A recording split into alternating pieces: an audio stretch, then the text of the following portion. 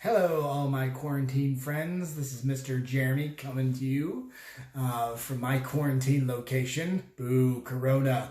But that's all right. Jesus is a healer, so it's going to be exciting to see what he does with this. So this week, you guys are talking about Esther, which is an exciting story. There's an entire book on it. So if Mom and Dad haven't read Esther to you yet, read Esther. It's so exciting. Plus, you can watch the video that goes along with this lesson as well to see the story in kind of an animated series of Esther. It's a lot of fun. It's pretty funny, too. So, I'm going to tell you about the Jewish holiday called Purim, or as we hear in the United States, like Purim.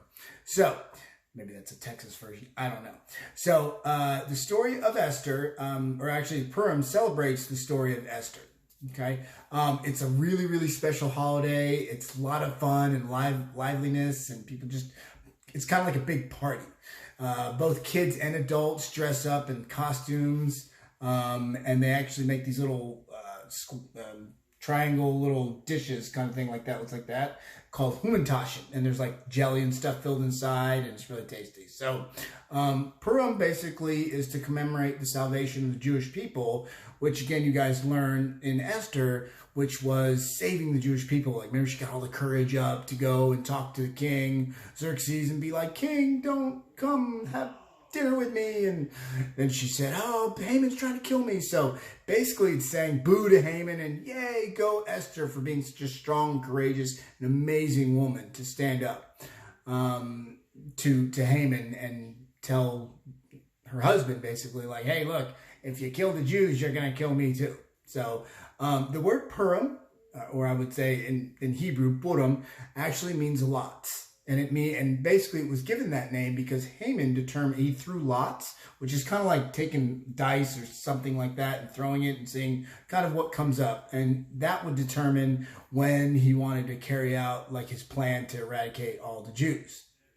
Okay, so another interesting thing, as we're talking about Purim and also the coronavirus and stuff like that, is right before Purim would start, about 3 days, it is customary for the Jewish people to fast. So before the date, so this year, Purim fell on March 9th and 10th. And so 3 days prior to that, in the Jewish community, if you were Jewish, you would fast for 3 days.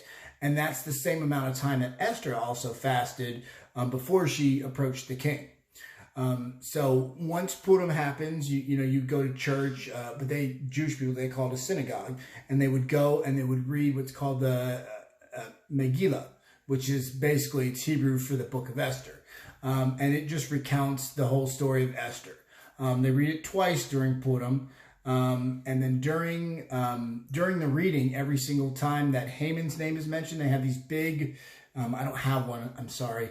I was looking around for one, but I think it might be at my mom's house.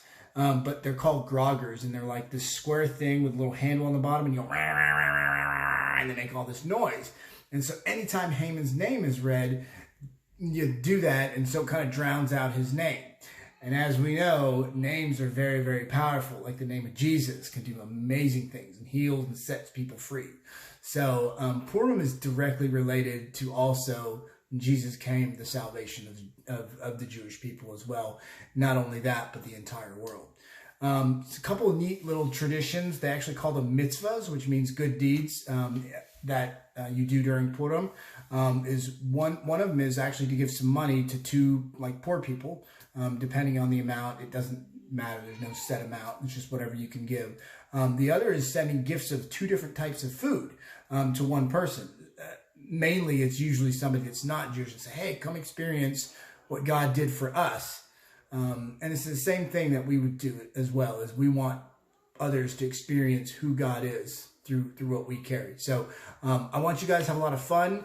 And you guys can even dress up if you want while you watch the video. I mean, I don't know, whatever. So have a lot of fun with this. I miss all you guys. You're amazing. And I cannot wait to see you guys and love you. And this is Mr. Jeremy signing off.